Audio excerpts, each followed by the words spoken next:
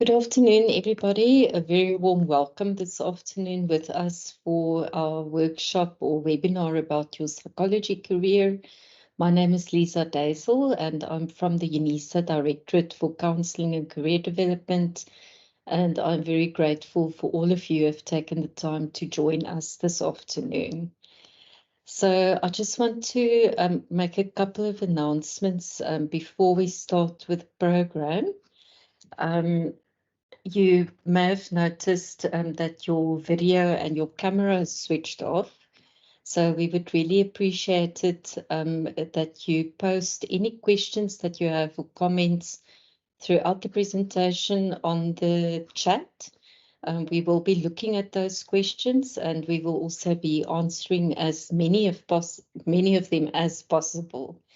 Obviously, you've seen that it's quite a large group that is joining us this afternoon, so we may not be able to address your particular individual questions, but we did take a look at all the questions that you've submitted as part of your registration for the event, and we have tried to accommodate the answers to those questions in our presentation. So we really want to create a space for you to be able to address the questions or concerns that you have regarding your future in psychology, but then also enabling us to connect with each other because we are all interested in psychology and we have a passion for this field. So just to reiterate, please keep your camera and your microphone off and muted. When we have time for feedback or questions, we will then enable that function. Ask your questions in the Q&A and chat during the session, and please do not share any personal information, that is your personal email address, telephone number, in the chat or the Q&A.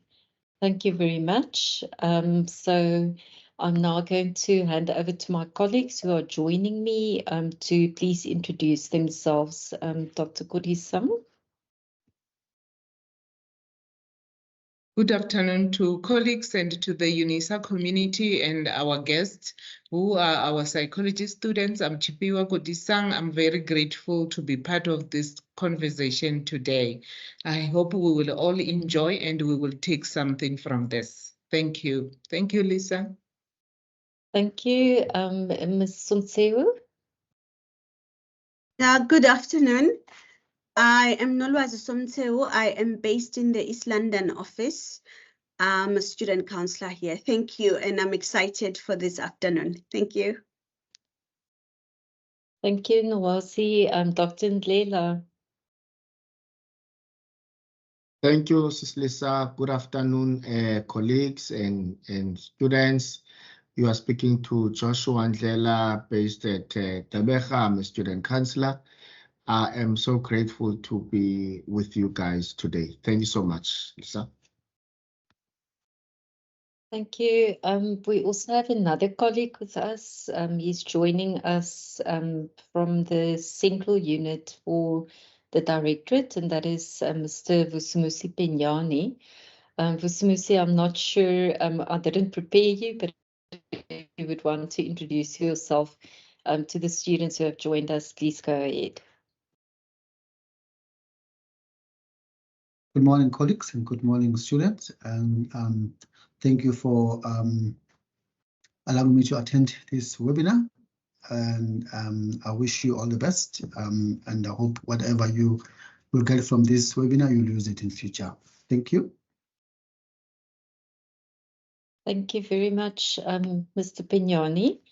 So without further ado, I just also want to thank all of you for the questions that you've submitted. As I mentioned, it really helped us prepare for this session. But in addition, we are also wanting to incorporate the feedback and the questions that you've posted in your registration, as well as what we will discuss today to help us update the Psychology at Unisa brochure. So just a quick overview of today. We will be talking about the contribution that you want to make. We will also then have a career reflection activity that we're going to ask you to do an activity and give us some feedback. We will have an overview of the professional as well as the academic career paths in psychology, and also talk about the different growth opportunities that psychology students have.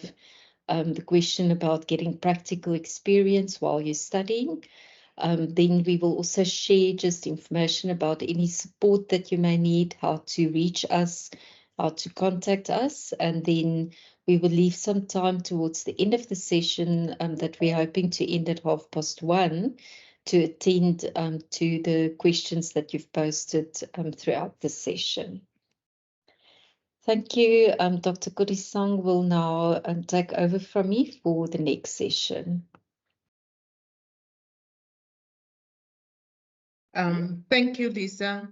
Thank you for everybody who is here this afternoon. We must also recognize Dr. Sichange. I suspect she might be here with us. Dr. Sichange, we welcome you and we are grateful that you initiated this. As we start, let me start by reading a quote that says, "Don't ask kids what they want to be when they grow up, but rather ask them what problems they want to solve." This changes the conversation from who do I want to work for to what do I need to learn to be able to do that. And that is from James Casap. This afternoon, we are sitting here because part of the conversation we had in preparing for this is that can we move away from the conversation about I want to be a clinical psychologist, because that is outside of you.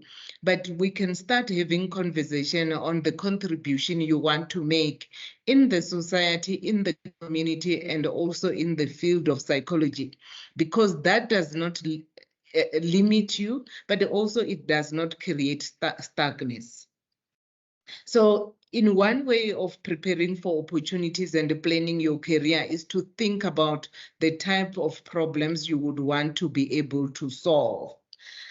Being a clinical psychologist does not mean much if you are not also clear, when I want to be a psychologist, what type of problems I also want to solve. And this also helps you to know how to contribute and not necessarily on whom you want to become, because also your contribution, it's not determined by the title you wear, it's determined by how you see yourself. I was talking to somebody the other day who said psychologists are not made, but they are born. If you understand who you are born to be, the rest of the training contributes to just add on the skills. And you don't need to wait when you arrive at a particular destination that, oh, I've got a master's, or I've got a doctorate, now I can make a contribution. I always remember this young man where, as he was studying psychology, he did a module on HIV AIDS care and counseling when HIV was very rife in the communities and there were a lot of myths. And he said to me, he was sitting on himself and he said, what I have learned from this module is sufficient enough to start contributing to my society. And he went to the local clinic and he said to the clinic manager, I want to start offering seminar sessions to young people and old people just to share with them what I have learned about HIV, the causes, the prevention. And that idea on the contribution he wanted to make on the field of psychology and starting with this community led to something bigger, where he was absorbed as one of the lay counselor by the Department of Health. The Department of Health even later funded him to train as a psychologist. So think about the type of problems you have identified in your community and what you want to focus on.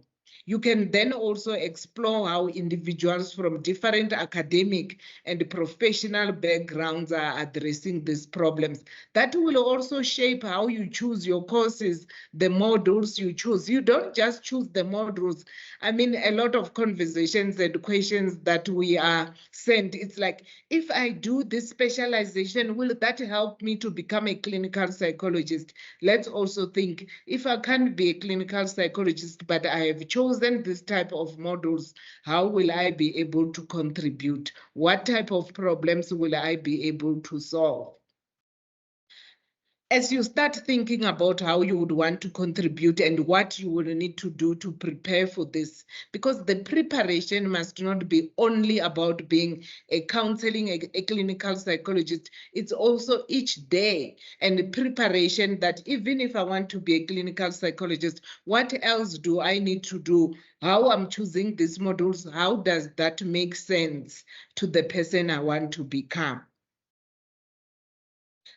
I think for me, as we're talking about the contribution we want to make, we also need to address the myth. Think about, most people have conversation about it's very hard to be selected. They take few people, but that's not your goal. You're not working very hard so that you focus on not being selected. But if you start thinking about the contribution you want to make, then you don't get overwhelmed or you don't feel demotivated or threatened by the fact that they select few people, because you are already thinking about the other preparations you are making. We have put an example here. If you want to address the problem of violence against children, think about the different individuals who may be able to contribute in solving this problem. Maybe it's drug problems. I don't know, but police officers, social workers, all sorts of professionals are involved. For example, in the field of psychology, a clinical psychologist may focus on therapy for the affected child, but a counseling psychologist could address coping strategies. A research psychologist could also talk about the impact of violence. You know, there were a lot of speculations or anecdotal evidence that a lot of kids were abused during lockdown in the times of COVID, but we haven't got scientists who went and researched what was the reason. Is it lack of space? Is it frustration? Is it pathology? And everybody says, let's be psychologists. We see our contribution only in therapy, but there are other contributions. How do we educate our communities? How do we educate even the professionals who are in the field about the patterns and what is happening out there? Listen.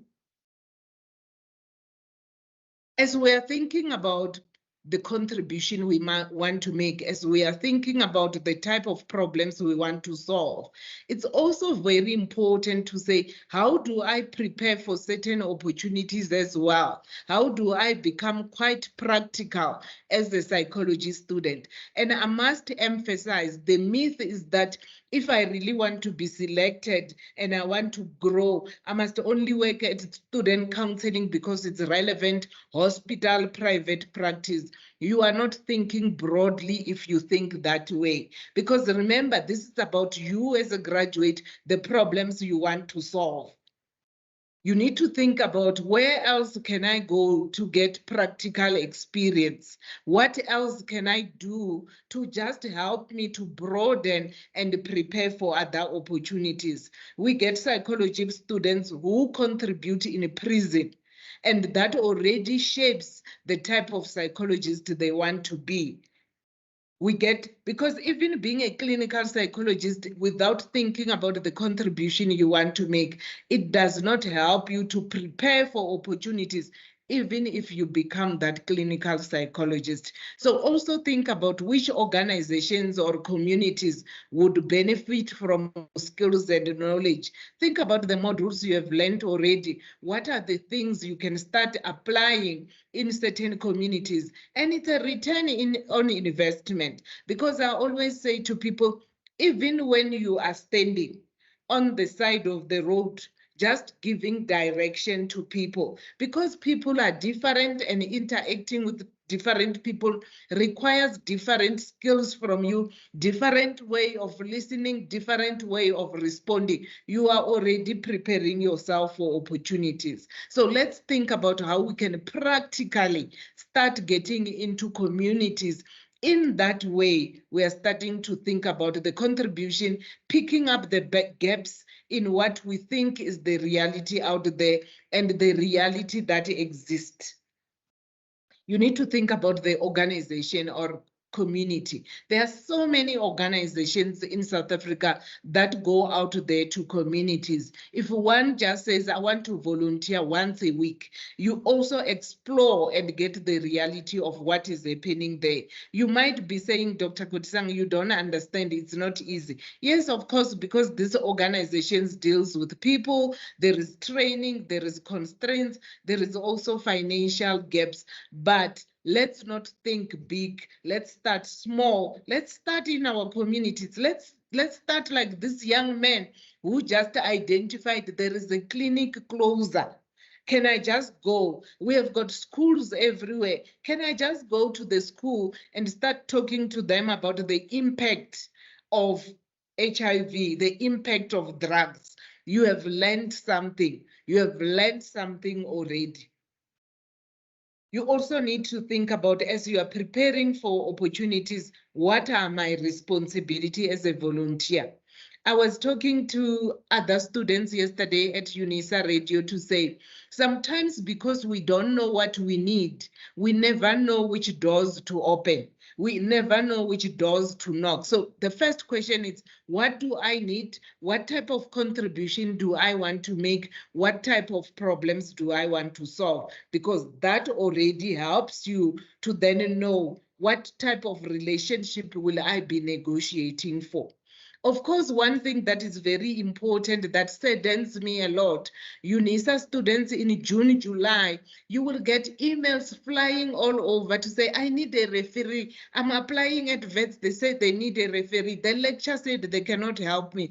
Partly because we don't think about the contribution we want to make. We don't provide ourselves with an opportunity to meet other people and extend the network so that when I need a referee, I know there is somebody who can comment on my suitability as a training psychologist for those selection. We can't wait the day before you are applying or submission and you are running around for somebody to then be your referee. That person does not even know you, but it starts when you are thinking about, what type of problems do I want to solve? How do I prepare the opportunities? How do I get practical? Lisa? Thank you. I will leave it here. I'm handing over to Norazi. I must also just mention I will be leaving at 1. So I sincerely apologize if by the end of the session you will realize that I've disappeared. But I hope the contribution I have made today is meaningful and we could still take some conversation outside of this session. For now, I will be here answering questions at the background until 1. Thank you. Thank you, Dr. Kotisang. I think you've given us a nice start in terms of where we are heading. I thought just to give some personal example in terms of where I started off and linking it to this opportunity in terms of getting practical experience. When I started off and I was doing second year, I started to look into sharing the information that I'm learning from the university. And one of the areas I found in my church, they had a youth group, but when I proposed to do these motivation sessions for the youth group, it wasn't taken on because I was not complete with the qualification. But that did not deter me. I went to look at my other networks from family, to look in terms of which other church can I go to, where I can be able to motivate young grade 11s and grade 12 so that they can do well in terms of their studies. So this obviously worked for me. Then I looked then at my old school where there was a teacher that really loved and adored me. So I did these sessions still at the school. And during the B-Psych selection for the registered counselor program, I was able to use that, the teacher there. I was able to ask her to complete my referee because she had seen my journey. And secondly, she could attest to the work that I was doing in that particular school.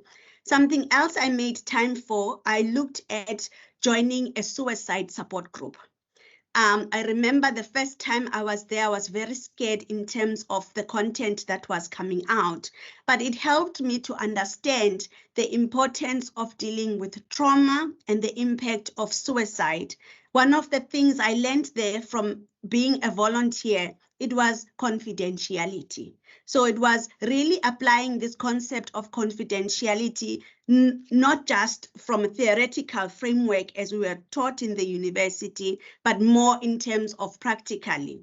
I learned how to update a referral database because that NGO needed to share with people which other counseling support services can they use. So that got me some skills as well there. So please, as Dr. Kodisang is saying to you, don't wait. Remember that psychologist in you or the counselor, the helper in you, it was already born with you. Okay, so that passion for helping, it's already inside you. So I've got this activity that I'd like us to participate in, but we are not going to take a lot of people, due to the time issue. So the first thing I want you to look at, it is to look at the problems that you wish to solve, okay? And again, this activity is linked to what Dr. Kodisang had said. Look at the problem and look at how you can make a contribution, because that is important. It's going to give you a sense of purpose and also a sense of direction. So if I can have at least 5 volunteers to share in terms of the problem they wish to solve and the contribution they want to make into our societies. Okay, Lisa, if you could help me in terms of identifying the students that want to participate here. Just looking for 5, but this is an activity that you can always go back to, okay? You will get the notes from us, go back to the content, make it your homework activity, okay? Right, I see. No, so we've got Nomdeni. I think the hand has been up for some time, so I'm not sure, but let's hear. Okay, thank you. Yeah. Let's attend to this particular question. What is the problem that you wish to solve and the contribution? Thank you.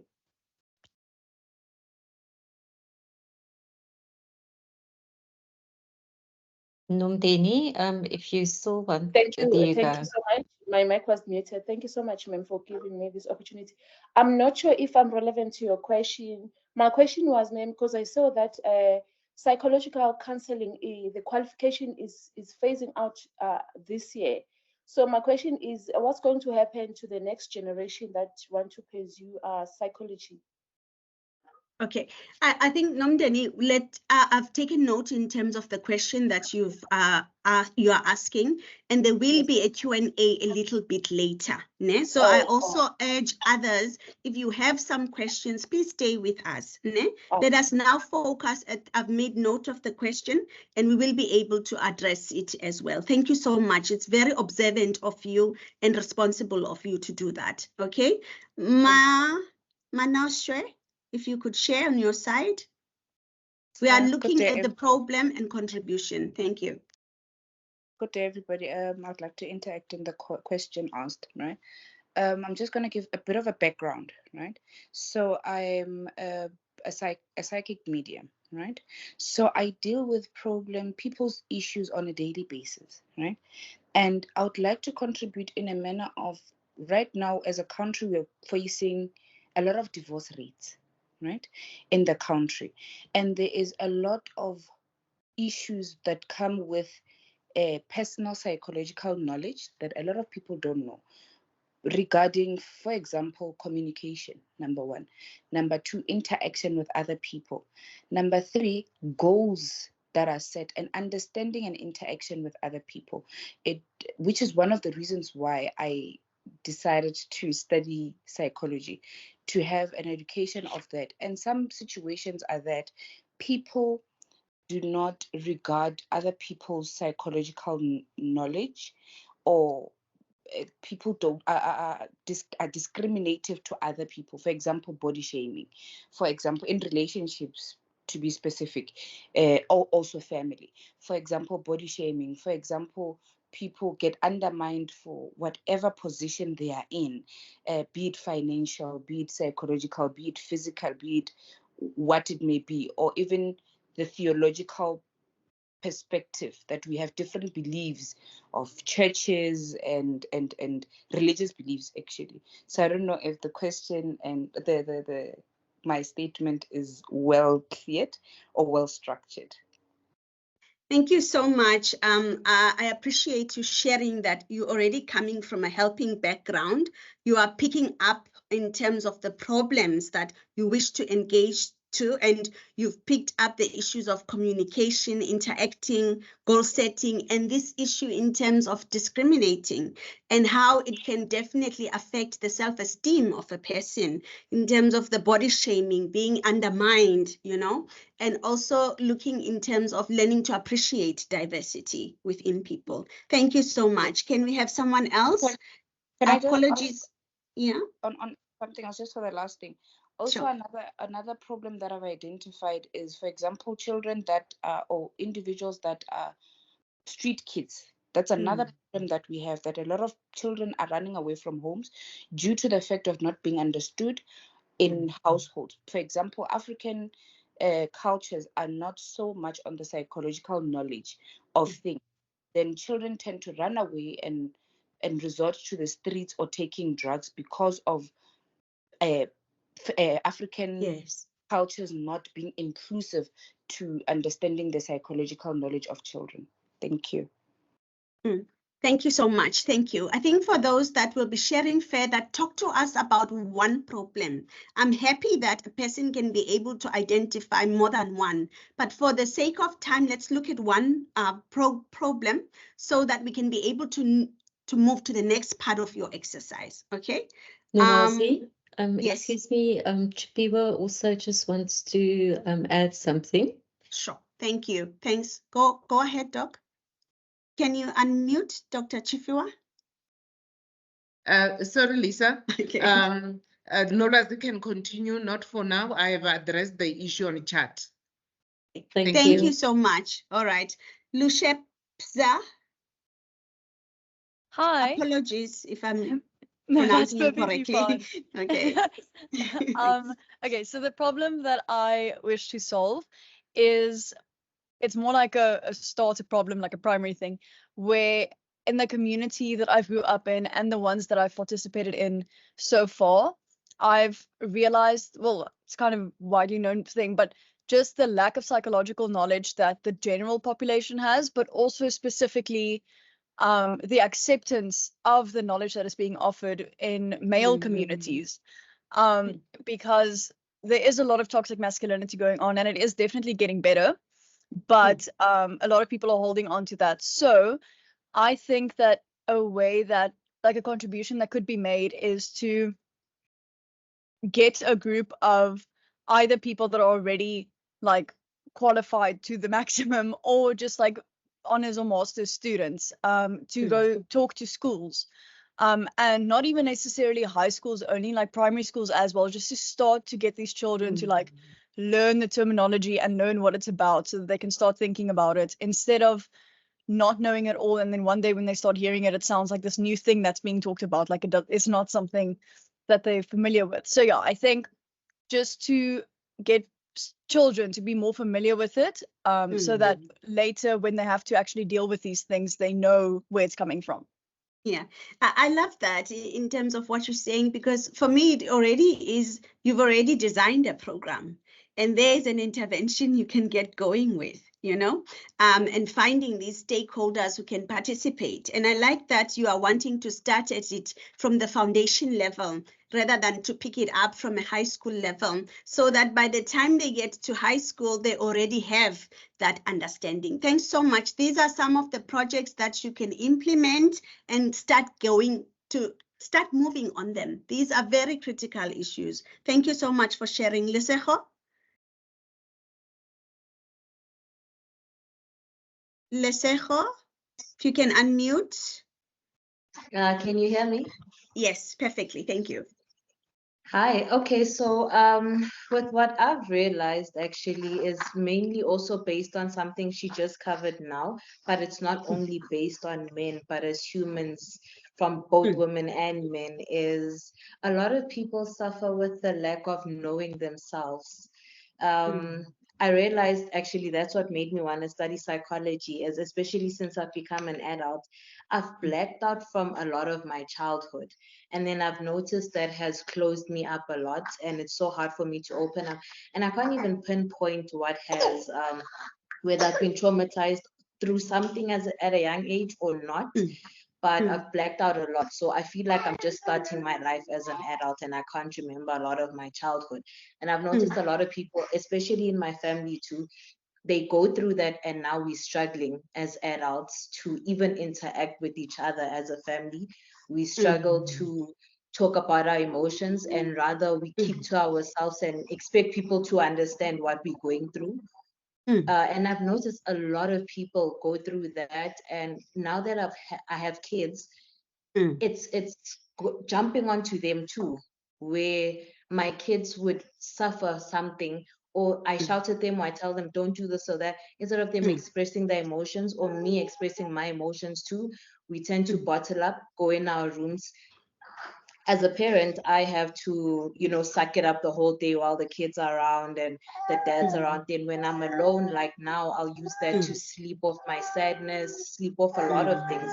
We just don't know it ourselves. And that's part of what I also want to contribute in, is to start in schools, primary schools mainly, so that people can learn themselves, figure yourselves out, learn how to navigate your emotions, speak out, talk if something is happening to you, or even if something's not happening, just learn how to speak, communicate, and then from there, at least as an adult, you kind of know your direction and how to speak up with other adults.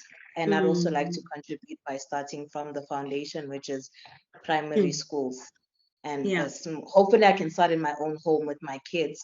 I'm struggling a lot, and I'm actually trying to go see a psychologist to help me. And then maybe after some time, I could be able to help other people with that, because it's a killer, actually. Yeah, I love what you're saying, because you're also saying that it needs to start within, and you are also talking about the issue of changing a pattern so that your kids learn a different kind of pattern, and you are able to also share that with society. What you're saying is very profound, and I fully like the fact that you are seeking the support. It's very important. Remember, the university is offering you free counseling support. Lisa will share the support resources in the universities. It is up to you to make contact with us. We are here to support you. Now, I'm taking the last one, Simpiwe. Thank you so much, Lisiho. This is the last one, Simpiwe Yvonne.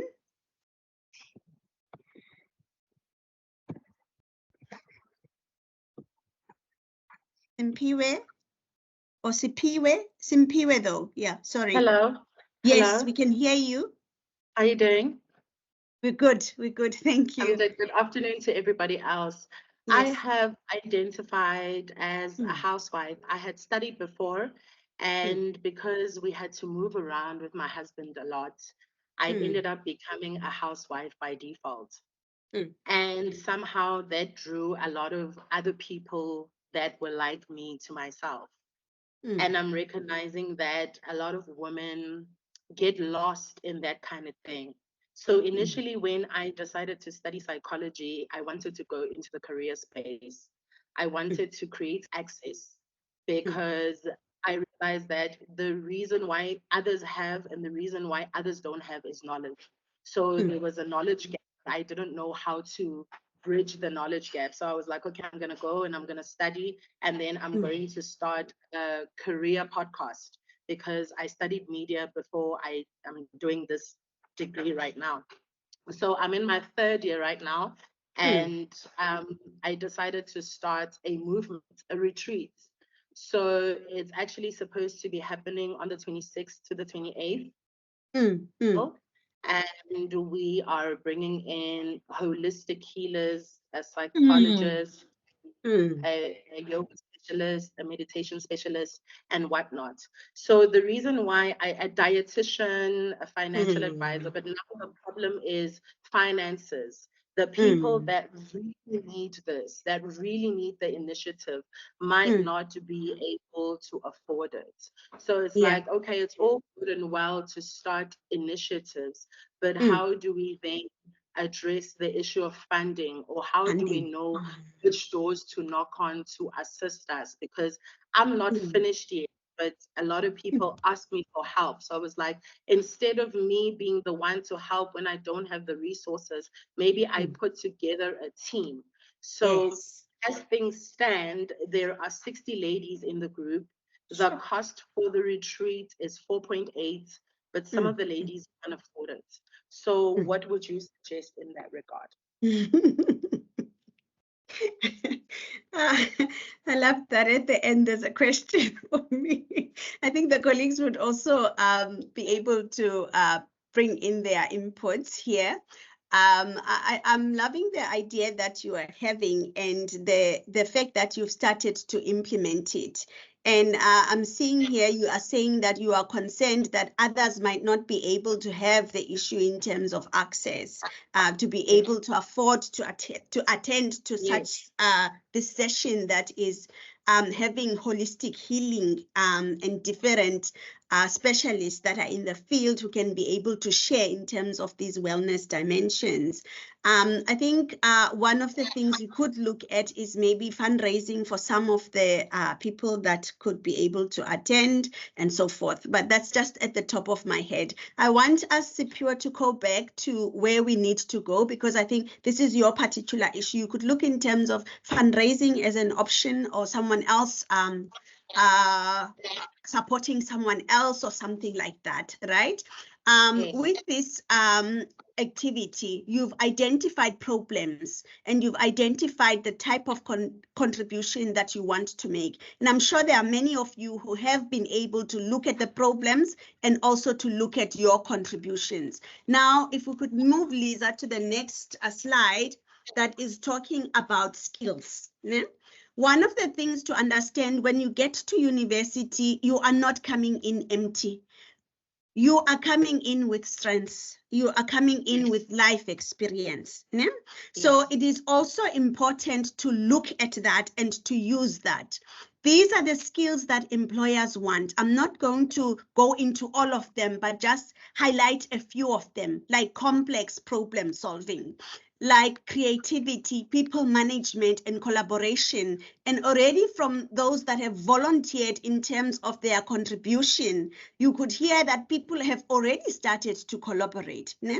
They don't wait until graduation, because part of the problem we have is students waiting until graduation. Don't wait, gain these skills whilst you are first year. You can hear there is judgment and decision making, there is service orientation, negotiating, and cognitive flexibility. And one of the exercises to continue with here is that look at the specialized skills that you need to grow in order to actualize your contribution. Remember, in the university, we will be contributing to your knowledge. We will be contributing to critical skills. We will contribute to research. But it is also now that part of your responsibility is to look at, with this contribution that I want to make, what other skills do I need to learn? Yeah? What attitude do I need to start to adopt? And also looking at how do I grow? This one is also part of the homework activity that you will need to take on with you, because I want to hand over to Dr. Ndlela to continue in terms of these routes, because that's important. Please make it your personal responsibility to do the homework exercise that you are tasked to do. We are trusting you with that sense of responsibility. Over to you, Dr. Ndlela. Thank you so much. Thank you, colleagues. Thank you so much, colleagues. From getting a sense of what we were talking about last week with students, I think it was important for us to clarify the difference between the academic route as well as the the professional route. There are many questions that we were getting from our students and even in our offices. Questions such as, will I be a psychologist after finishing my undergraduate degree? Another question that normally comes up is, can I be a registered counselor after I have completed my honors degree. Another question would be, can I do an internship after finishing my honors and then register with HPCSA? And so we thought that it was going to be important for us to start to clarify clarify the difference between the academic route as well as the professional route. When we talk of an academic route, we are talking about qualifications that gives more of the theory. It is more related to theory, understanding about psychology, okanye theory in understanding about industrial psychology. Once you finish the academic route, it doesn't automatically makes you to go and register with HPCSA, or you actually open your own practice when you finish your academic route. You will notice we do have the Bachelor of BSc General, where you can major with psychology, which is one of the academic route that we have. The BA General, BA in psychology, and or one will actually do a Bachelor of Social Work majoring in psychology. And you will notice there in our PowerPoint in front of you that you get the variety of degrees that one can actually do and major with psychology, but you also need to pass with 60% of your academic route, which is your qualification, in order for you to be able to apply to honors in psychology. And even when you finish your honors in psychology, it is also part of the academic route, honors in psychology, precisely because an honors degree in psychology doesn't necessarily makes one, once you finish it, then you will become practicing as a psychology. What makes it to be an academic, it is because it is theory based. There is no practical in it. That is why we still call an honors degree under the academic route. There is no practical involved with honors in psychology.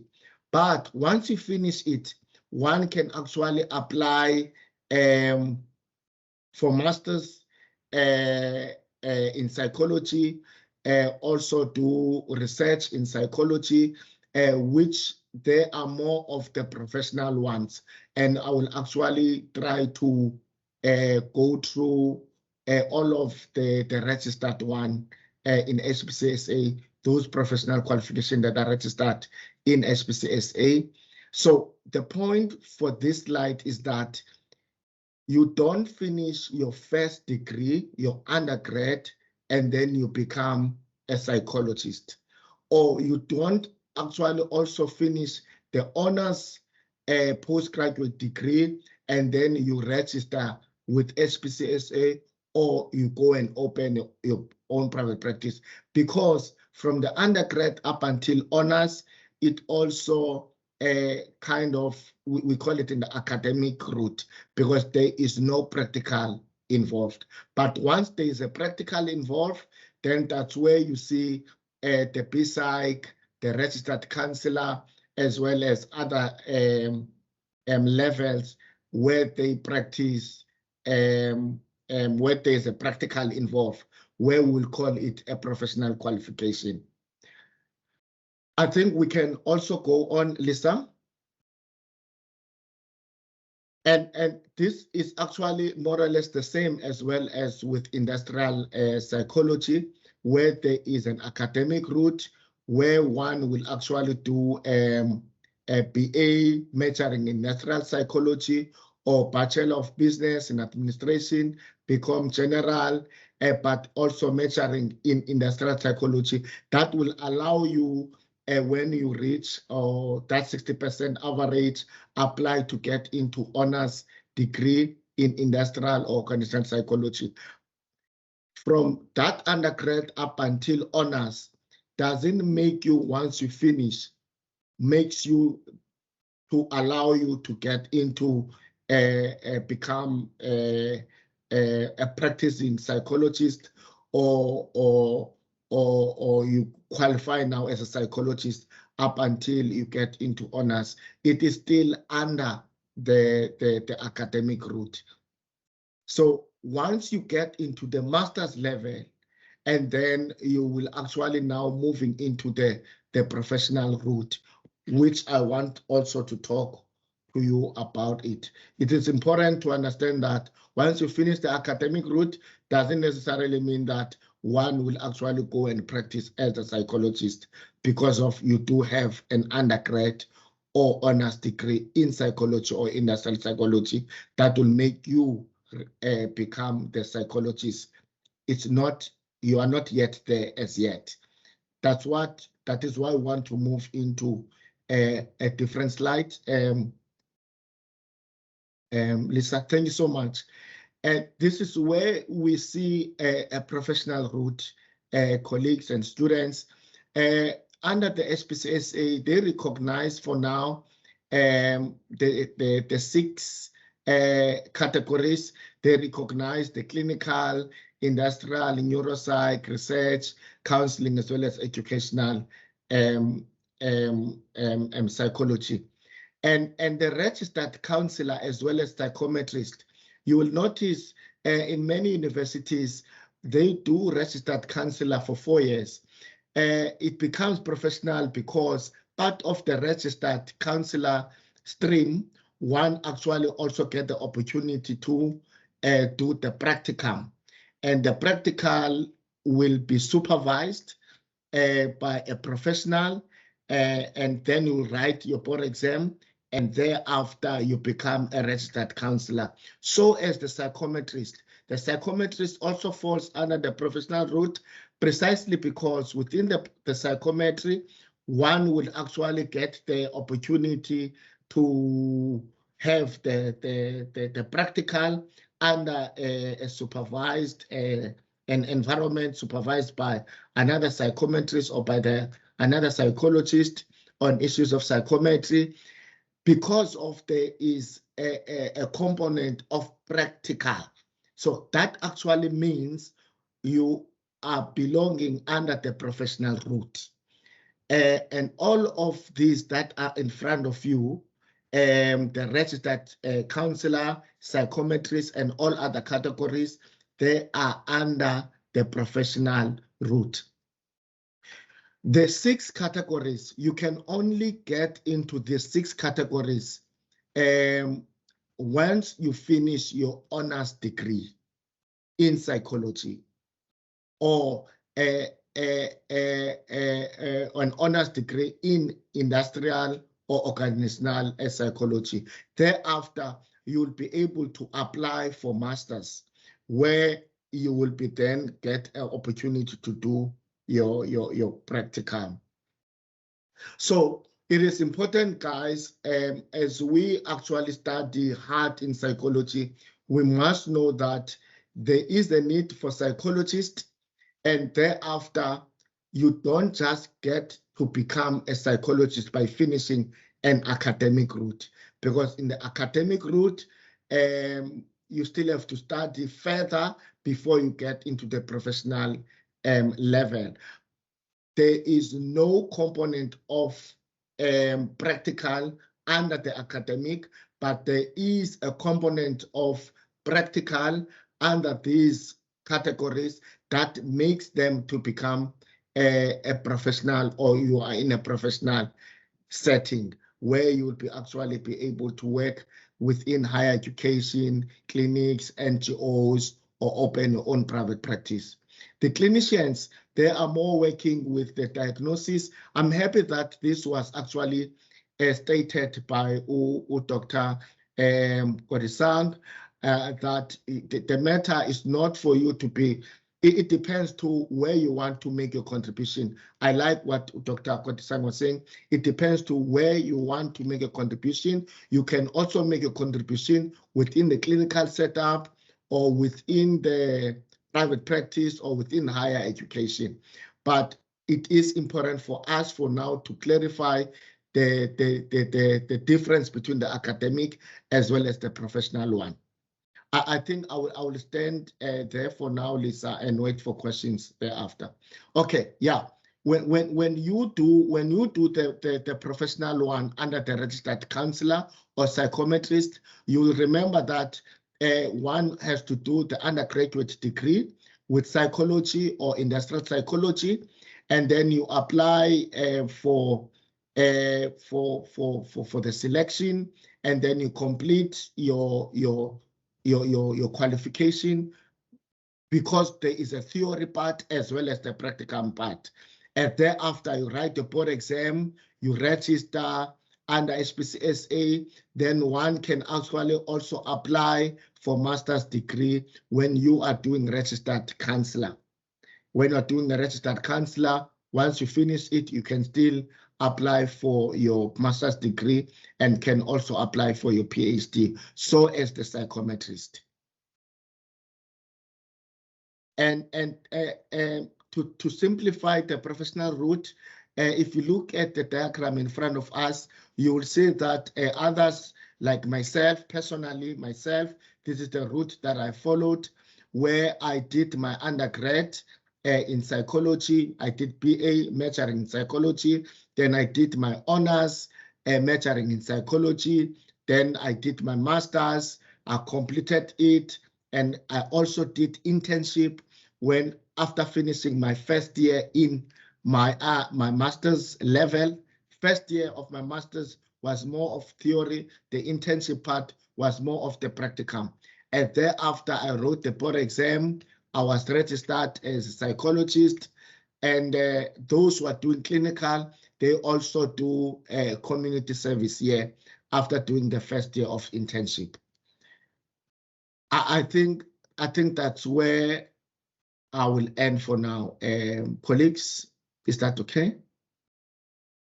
Yes, thank you, Dr. Ndlela. I just wanted to come back to, in the previous slides, we talked about the general qualification route for registered counsellor and psychometry, and also for psychologists. Remember, these are the professional routes that you can follow in order to register with the Professional Board for Psychology, which falls under the Health Professions Council of South Africa. So just to clarify, in terms of Unisa's current accredited programs, there is a postgraduate diploma in applied psychometry. So students who have completed industrial psychology or psychology as majors can apply for that program.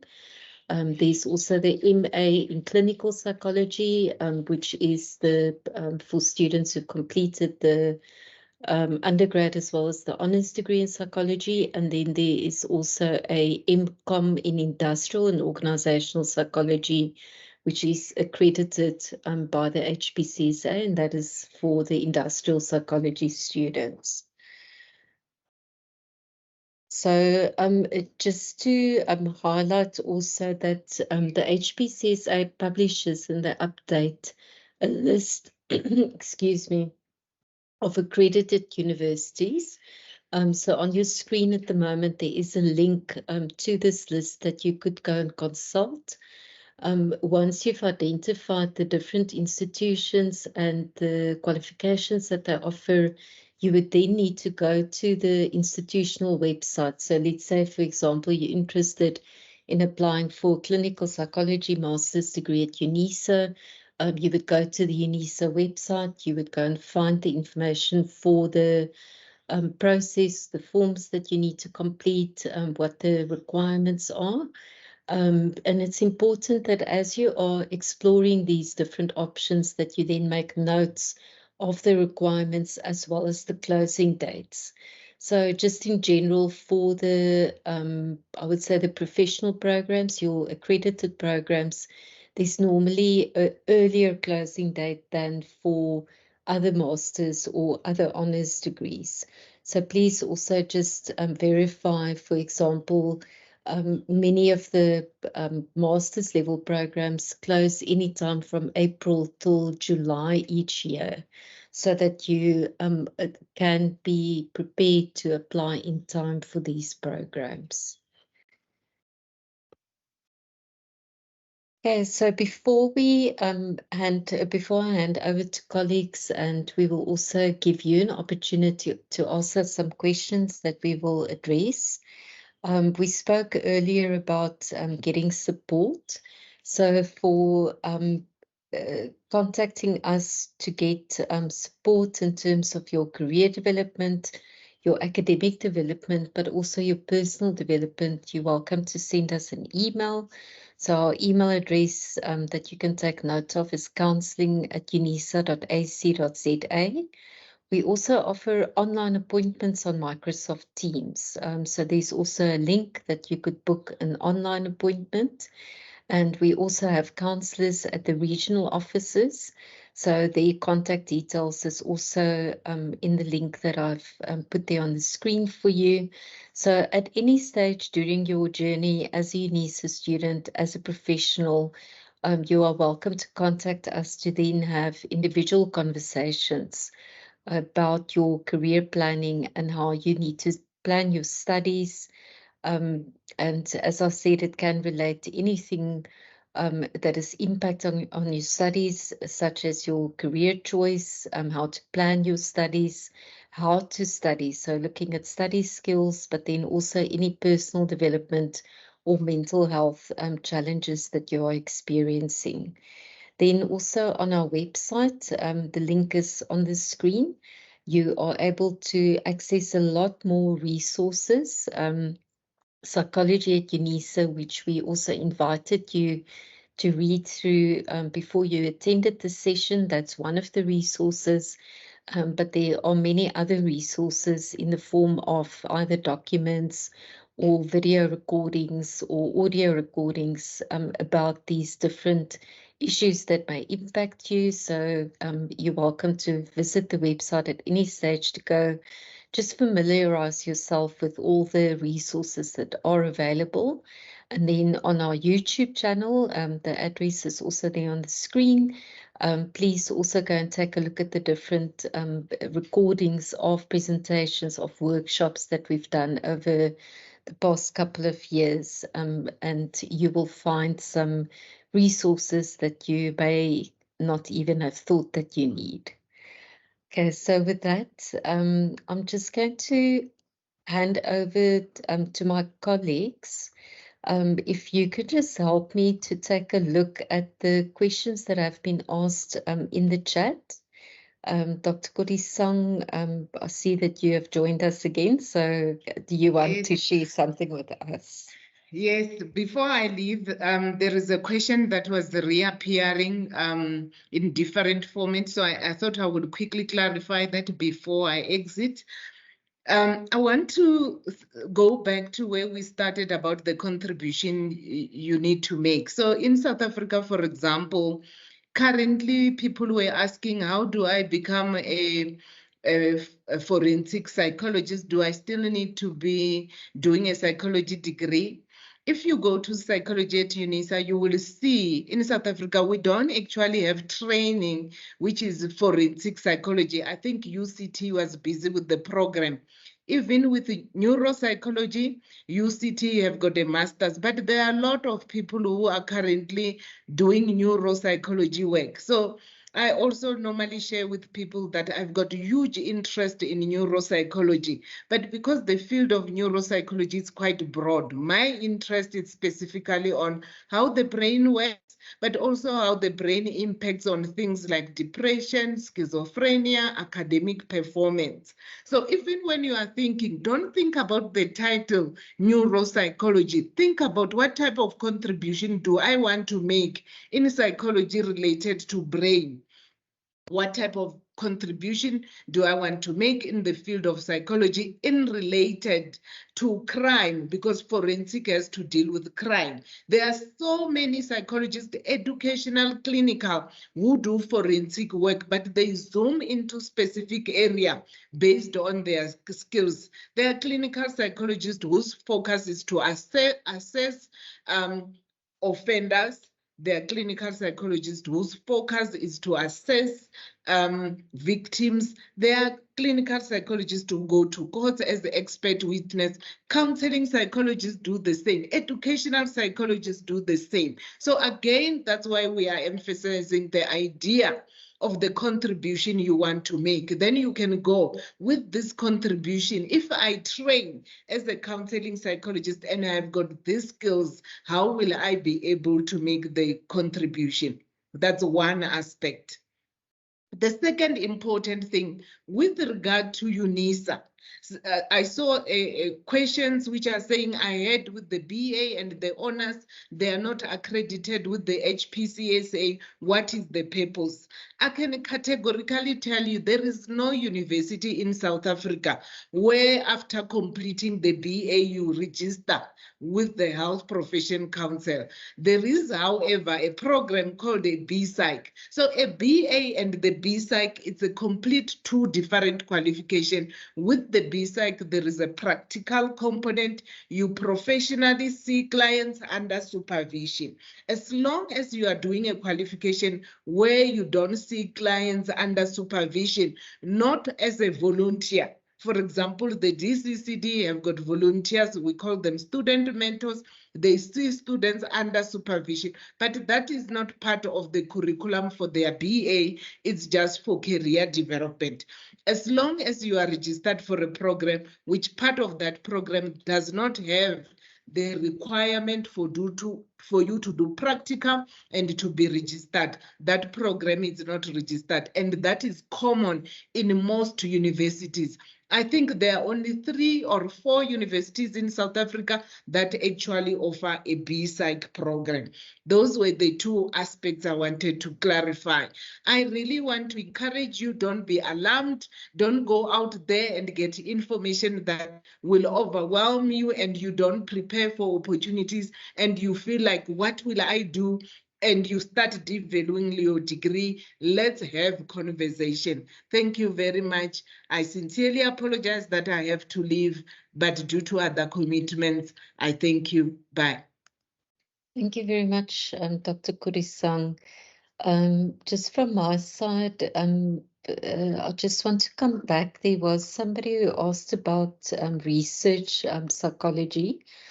So maybe also just to clarify that, as Dr. Leila pointed out, there is a professional registration category with the HPCSA, whereby you could complete the accredited master's program in research psychology, and then you also complete your internship, you write the professional board exams, and you register as a research psychologist with the HPCSA.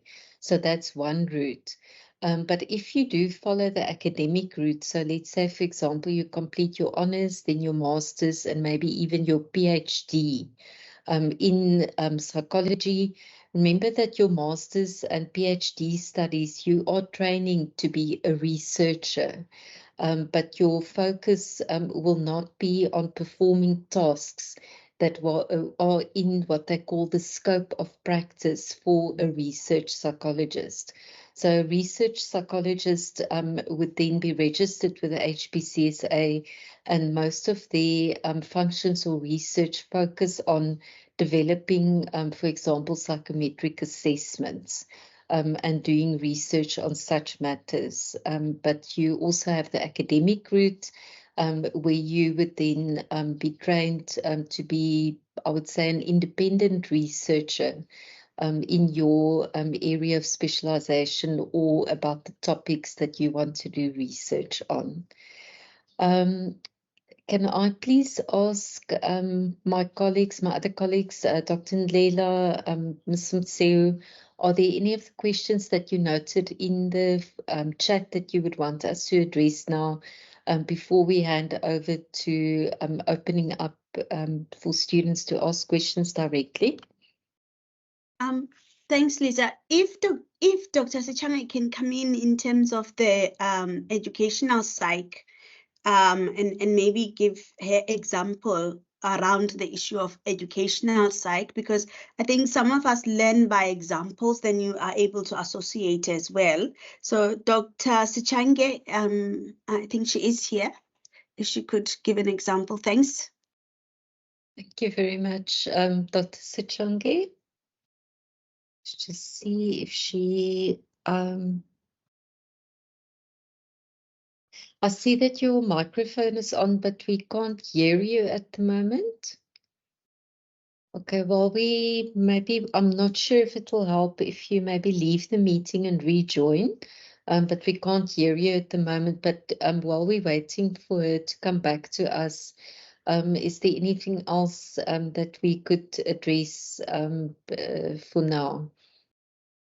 Dr. Sichange, I see you are back. Are you now able to talk to us? Yes, can you hear me now? Yes, thank you very much. I'm using my phone now, not the computer. Thank you.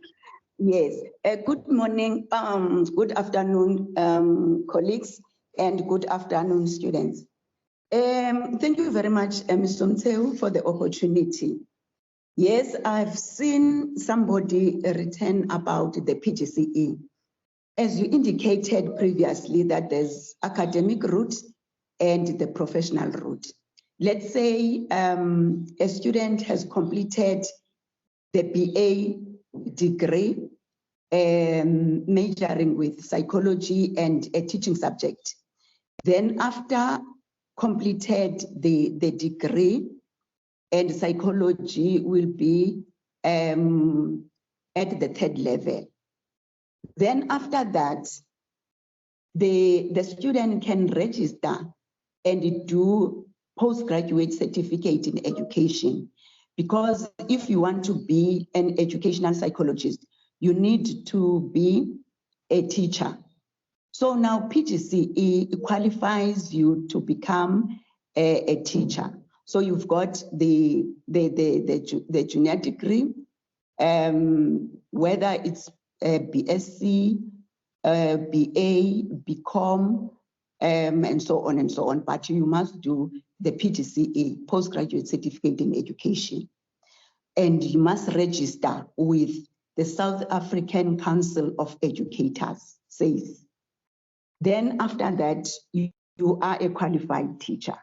Then now your psychology in the junior degree, it's on third level, level 3. Then you can register honors in psychology. Then after that, you can register masters in educational psychology.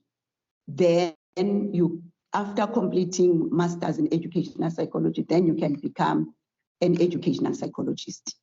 Then the other route is that you can just do the Bachelor of Education, majoring with one teaching subject and also with psychology.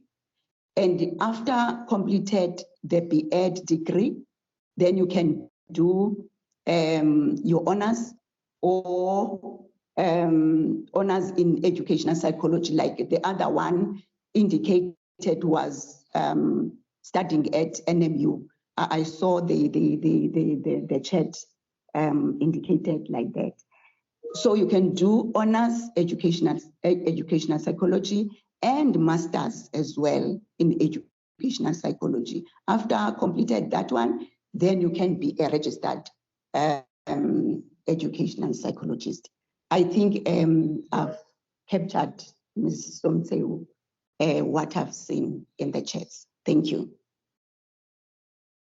Thank you so much, Dr. Sichange. Dr. Ndlela, is there anything else that you would want to add before we make some time for some questions? Thanks, Lisa. No, let me wait for students' questions. Then I can pick up from there. Okay, so thank you very much. So what we could do, I see that there are a couple of hands going up now. So let's just ask Sipiwe. I see that your hand is up first. So if you could just share your question with us. Okay, Sipiwe put her hand down, but we've got Sweta. I'm sorry, I can't see the full name, Sweta. Your hand is also up. You're welcome to ask your question. Sweta, if you could just try to unmute now. Hi, are you able to hear me? Yes, thank you. Sorry about that. I did not have access to the mic. Okay. I fear I may have missed this point and I can't find much about it on the Unisa site. Maybe I'm looking at the wrong things, but could you explain how to get into industrial psychology with a Bachelor of Arts in Psych? Okay, so your question is about, you know, what happens after you've completed the bachelor's degree. Yes. So let's just go back. Sorry, I just want to get to this slide again.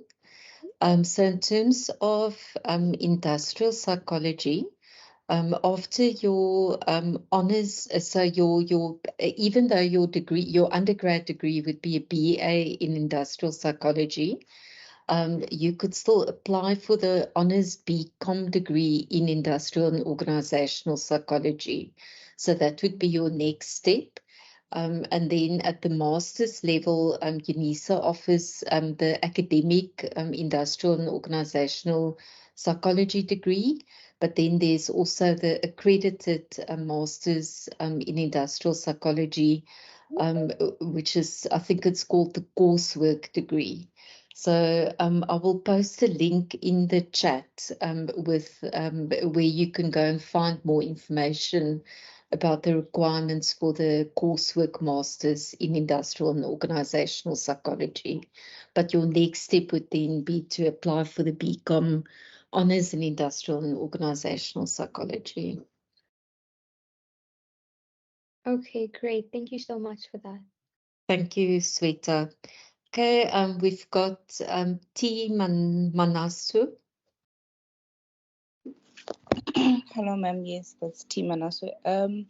I'd like to ask a question that, for example, if you have done a different degree, for example, in my regard, I did BA in Media Studies and Communication, right?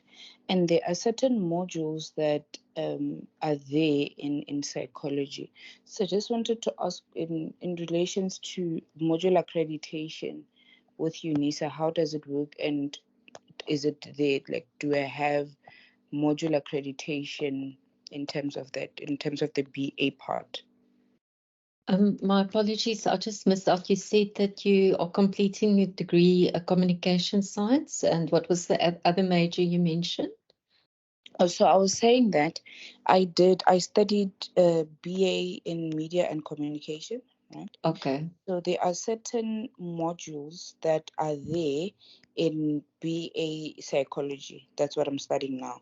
So I just wanted to ask about the accreditation system in terms of modules. Does it work with Unisa, and how does it work? Okay, so are you registered now for a degree with psychology as a major, or how are you doing the psychology modules? Okay, so I registered BA psychology. So I'm doing my first year in BA psychology. Okay. All right, so I'm going to answer your question directly, but also maybe to make it a bit more general for other students who have been asking.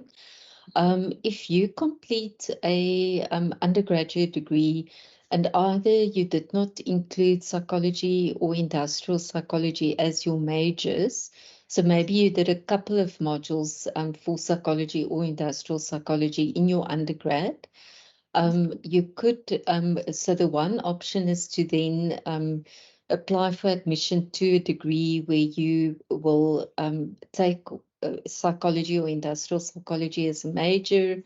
You would then also, if there are relevant modules that you've already completed as part of your first undergraduate, you are able to apply for credits. So what they will take a look at is the modules that you've completed. If it was not done through Unisa, for example, they will take a look at the curriculum to see if there are modules that would fit in with the curriculum for your new degree. And then you are able to apply for credits for that. And that process you can do on My Unisa. So that's applying for credits. There's also another route that some students take, also depending on the number of modules that you've got outstanding in order to get a major in psychology or industrial psychology. And that is to apply for permission through the academic department to be able to complete those outstanding modules in psychology or industrial psychology for what they call non-degree purposes. Okay. So what happens then is that the academic department would actually give you permission. They will look at your academic record. They will say, okay, you haven't covered these particular modules for your major, but we are giving you permission to complete those modules for non-degree purposes. And then based on those modules, plus your bachelor's degree that you've already completed, you could then apply as any other student would for the honours degree in psychology or in industrial psychology. I hope does that also cover your question? It does, but I would also still appreciate the direct communication as stated. Yes. So please drop us an email at the Counselling at Unisa email address. Let's get more details a bit about your specific situation, then we could engage about that. Thank you very much. Okay, but thank you for the question. Thank you. Okay, we've got Andiswa. If I just need to give you permission to allow your mic. Andiswa, you also have a question for us? Okay, can everyone hear me now? Yes, thank you. Oh, okay. Good day, everyone. So the question that I have, right, is that once you've gotten your degree, your undergraduate degree in psychology, I'm currently studying BA in psychology. What's the way forward if you are trying to like basically start your own private practice using both your degree and your knowledge on holistic healing? How would one go about that? Okay, thank you. I'm going to ask my colleagues who are left with us on the call, Dr. Ndlela, Mr. Mtsewu, Dr. Sichangi, if one of you could perhaps answer that for us. Thank you, Lisa. I didn't hear the question. Can you please repeat it as a brief? Okay. The question was, so I'm currently studying. I'm studying with Unisa. I'm trying to get my BA in psychology degree, right? So I wanted to find out, after doing that degree, what's my way forward if I'm trying to open a private, I don't know, company using my degree and my personal knowledge on holistic healing, basically healing through meditation, movement, Reiki, things of that sort. How do I use my degree to start an establishment like that? What's my way forward? Do I still write the board exam? I just want to understand how I'd go about it. Okay. Thank you so much for the question. You will remember that previously we have said that a BA degree as well as getting into honors in psychology, they belong under the academic route. They belong under the academic route because you only learn a lot about theoretical understanding on psychology without a component of the practicum or a practical that one does. So therefore, because of it is under the academic route, your BA as well as your honors, then it actually do not allow us to register under the HPCSA where you will be getting rights for you to practice as a psychologist. So once you have the BA as well as the honors, it doesn't give you the right to actually register under the HPCSA.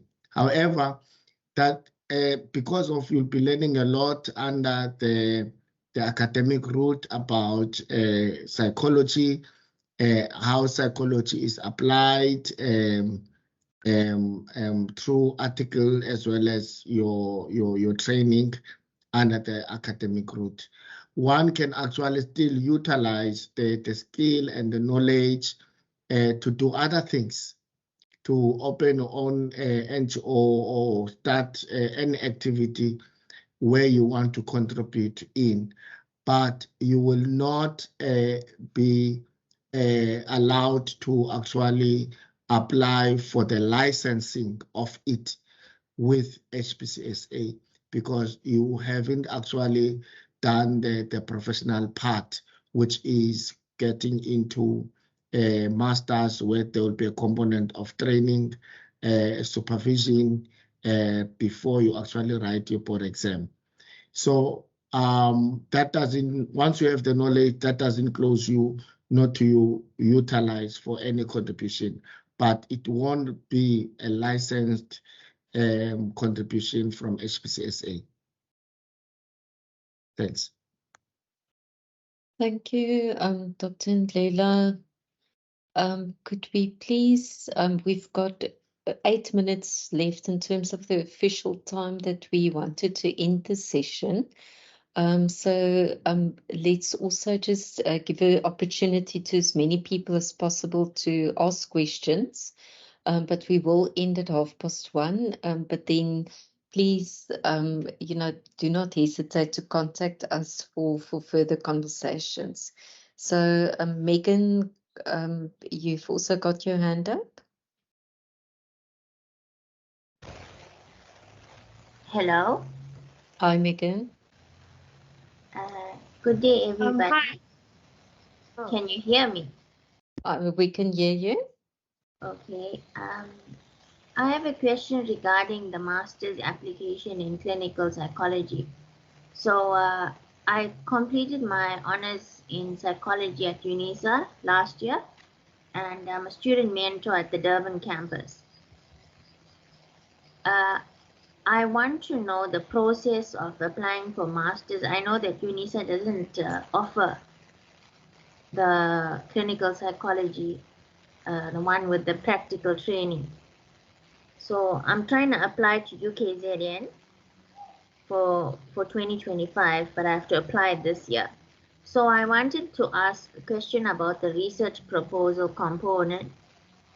They say they want 2 pages of that, and as well as they need various work experience. So would the student mentor program, me being a part of that for this year, contribute to that as well? And as well as volunteer work that I do, does it also contribute to that on the application? Thank you, Megan.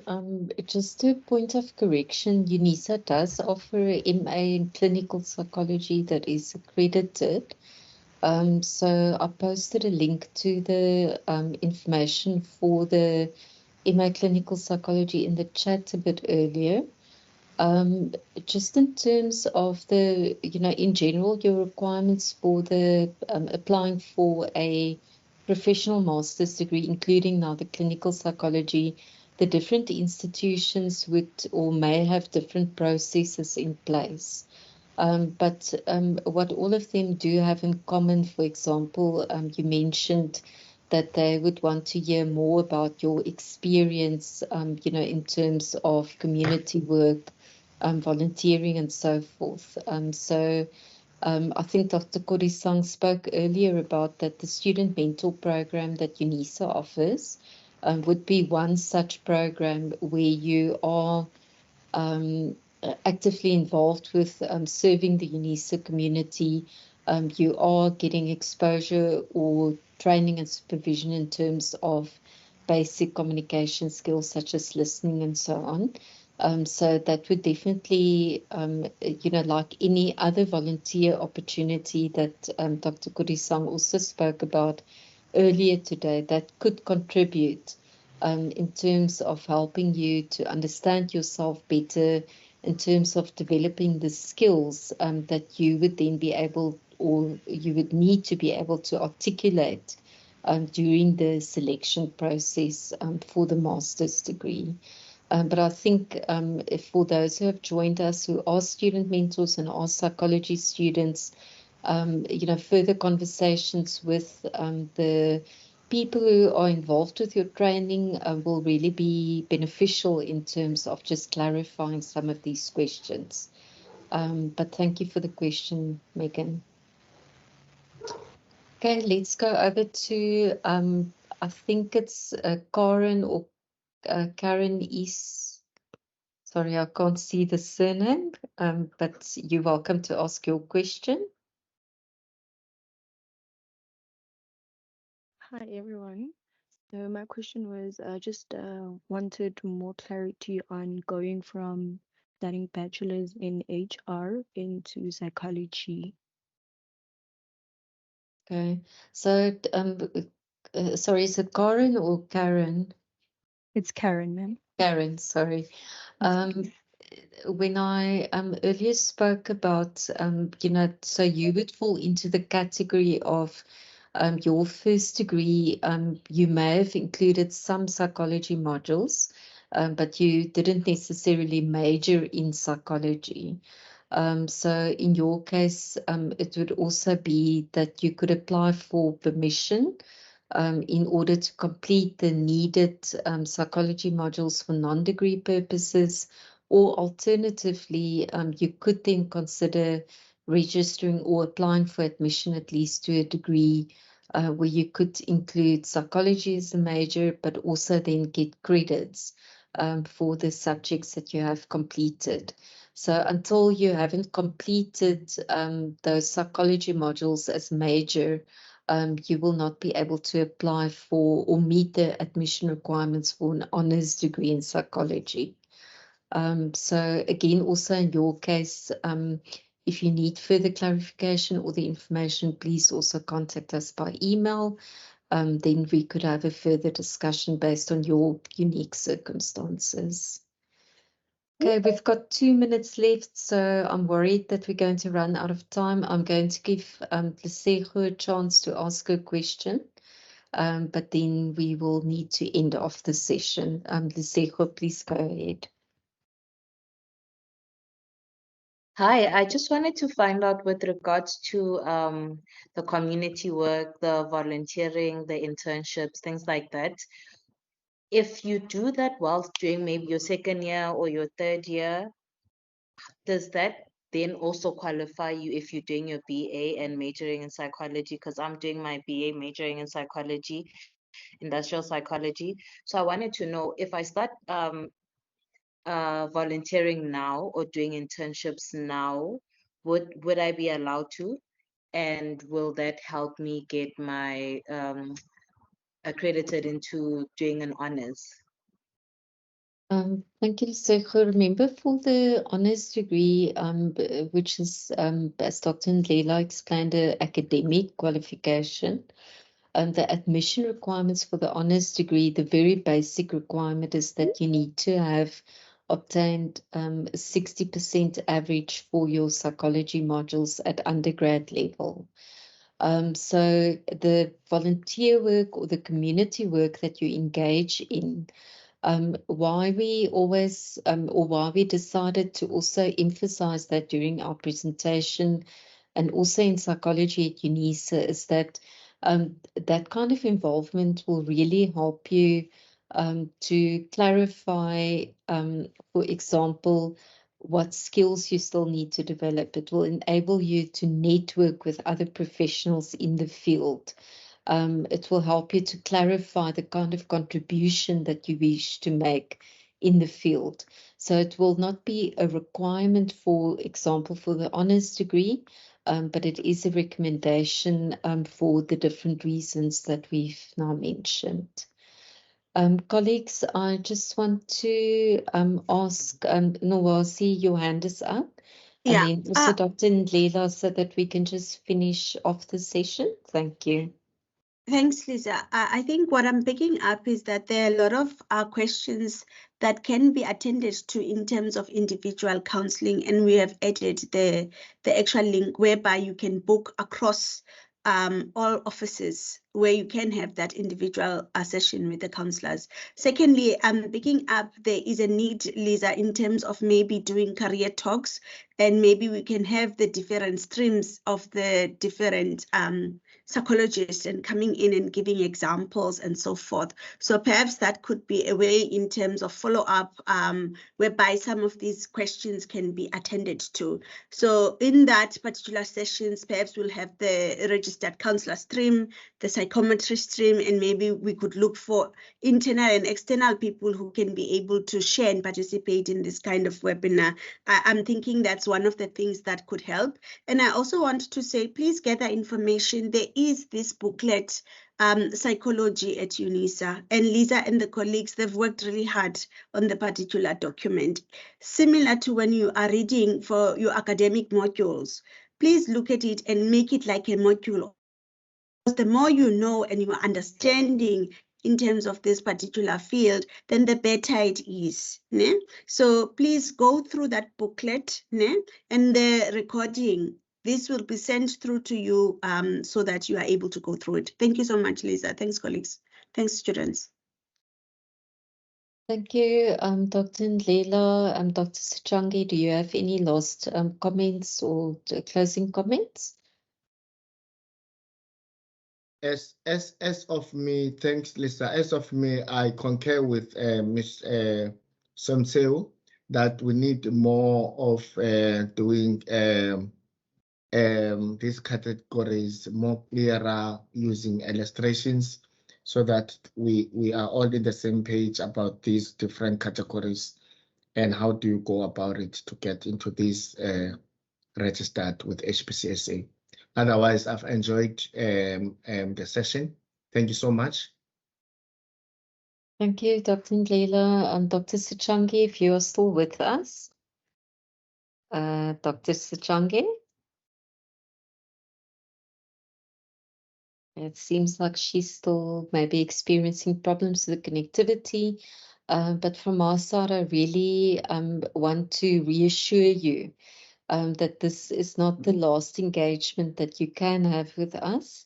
As colleagues have now spoken about, further sessions where we will be inviting individuals who work within the different registration categories, but also then other professionals who may not have followed the professional route, where they are in terms of their career development and sharing those experiences with you. And a reminder again, please don't hesitate to contact us. The first call would be by email, but you are also then welcome to schedule for an online appointment or to visit the Unisa office closest to you to speak to a counsellor in person. So from our side, again, thank you very much for your participation. We would really have loved to talk to each one of you individually, but unfortunately, we don't have time left today. But we hope that you do join us for future sessions, and we wish you all the best with your studies. Thank you very much.